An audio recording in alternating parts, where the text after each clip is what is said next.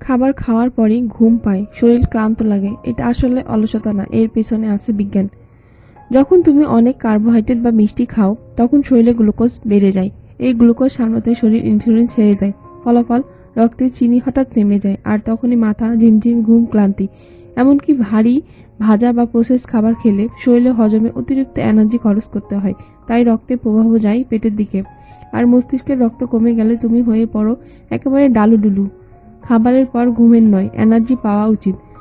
প্লেটে রাখো protein, fibre আর কম চিনি। দেখবে খাবার পর শরীর হালকা লাগবে, ভারী নয়। খাবারের পর ক্লান্তি আসে না, অলসতা আসে, বরং তোমার খাবারের ধরনই সেটা তৈরি করে।